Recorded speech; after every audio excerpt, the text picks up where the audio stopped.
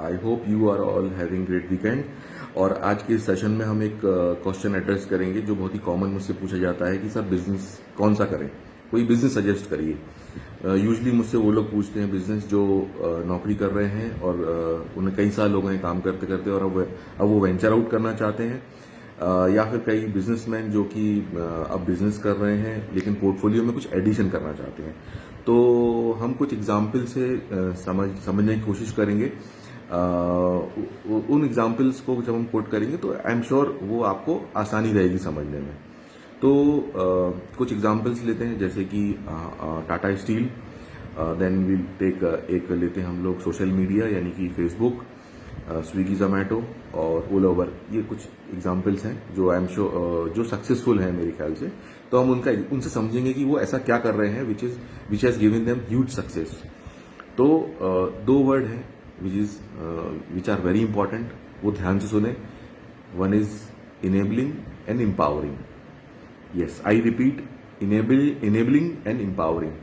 इन सारी कंपनीज ने, जितनी भी सक्सेसफुल कंपनीज हैं, इन्होंने अपने एंड यूजर या कस्टमर को इनेबल या फिर एम्पावर किया है, which has in return given them huge success. अब हम टाटा स्टील की बात करते हैं। तो टाटा स्टील ने कई साल पहले, शायद उसको तो अब 100 साल हो गए, उन्होंने कई साल पहले आइडेंटिफाई कर लिया था कि ये नेवर एंडिंग डिमांड रहने वाली है इस प्रोडक्ट की, वन थिंग।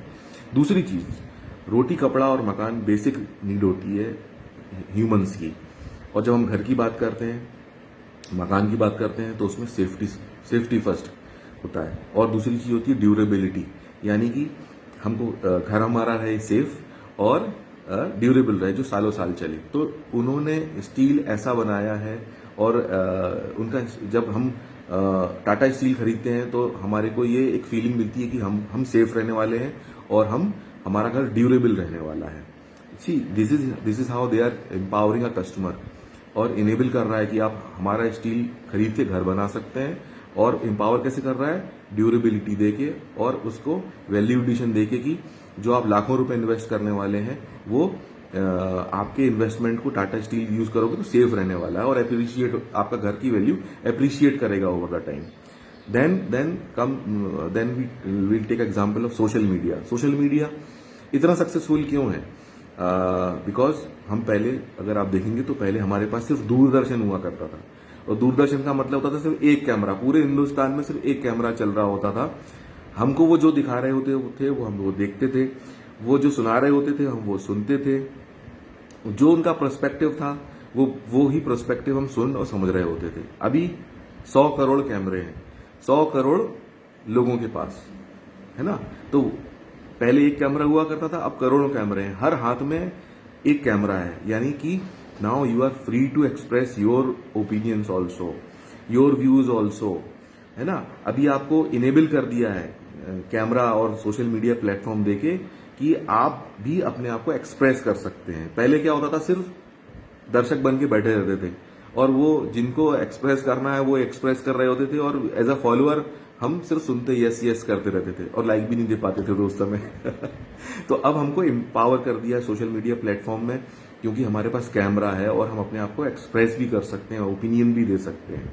हर आदमी के पास अब तो स्मार्टफोन है, ठीक है। उसका कुछ साइड इफेक्ट्स भी हैं कि कुछ बेवकूफ लोग गलत वीडियोस बनाते हैं, या ठीक है, but as a human being हमारे पास इतना बुद्धि है कि हम सही और गलत को आइडेंटिफाई करें, तो क्या देखना और क्या नहीं देखना है, ठीक है।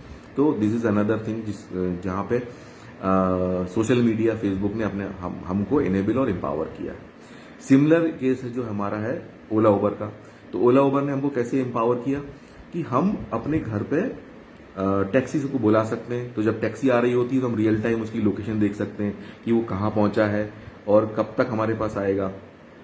और जब हम जा रहे होते हैं, ट्रैवल कर रहे होते हैं, तो किस रूट से हम जा रहे हैं, जो हमारा डेस्टिनेशन है वो वहाँ हम लोग कब तक पहुंच जाएंगे।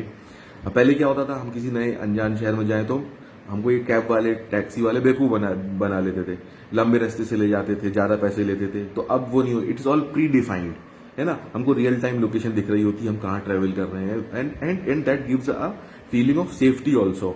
जो यूजर है उसको एक सेफ्टी फीलिंग मिलती है कि भाई आप कहाँ हो, कोई अनजान जगह लेके नहीं जा रहा है ना। तो this is another good example जहाँ पे कंपनी ने यूजर को इनेबल और एम्पावर किया है। Same is with the case of Zomato and Swiggy, जिसमें उन्होंने रेस्टोरेंट ओनर्स को इनेबल कर दिया है और जो यूजर है उसको एम्पावर कर दिया है। उस रेस्टोरेंट यूजर को, रेस्टोरेंट ओनर को या फूड बिजनेस में है उनको एनेबल ऐसे किया है कि वो अब अपना प्रोडक्ट या जो वो बनाते हैं वो ज्यादा से ज्यादा कस्टमर तक पहुंचा सकते हैं, दूर दूर तक पहुंचा सकते हैं, विद इन सिटी लिमिट्स या जहां तक सर्विसेज हैं। और जो बायर है उसको उन्होंने एम्पावर कैसे किया कि आप अपने पसंद के रेस्टोरेंट से कभी भी अपने प्रोडक्ट को मंगा सकते हो। सो द ओवरऑल इज कि आप कोई जब बिजनेस करना चाहे या कोई इंटरप्राइज करना चाहे, if you want to venture out, तो अगर आपको सक्सेसफुल होना है तो दो चीज ध्यान रखनी है कि आपकी सर्विसेज या फिर आपका प्रोडक्ट एंड यूजर को यानी कस्टमर को एम्पावर कर रहा हो या फिर इनेबल कर रहा हो। एम्पावर, आई रिपीट, एम्पावर कर रहा हो और इनेबल कर रहा हो, तो आई एम श्योर आपको no one is going to stop your success. तो अभी और इसमें फिर अब बहुत सारी ब्रांचेस हैं, सब ब्रांचेस हैं डिस्कस करने के लिए, वो तो फिर बहुत लंबा वीडियो बन जाएगा। But for now I think this could be a good like guideline for any aspiring entrepreneur. I hope ये आपको वीडियो पसंद आएगा। Thank you so much and have a great time.